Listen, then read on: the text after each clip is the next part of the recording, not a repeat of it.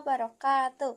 Nepangkeun nami abdi Yasmina Diwidiat di kelas 10 Di dieu abdi bade maca sajak anu judulna Bulan Masih Nu Baheula karya Rizal Sabda.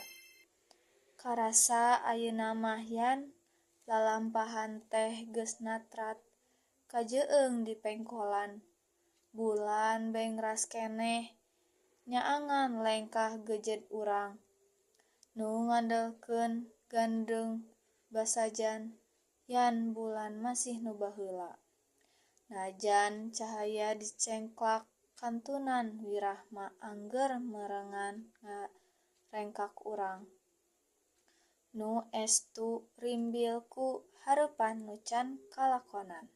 Sekian ti abdi atur nuhun.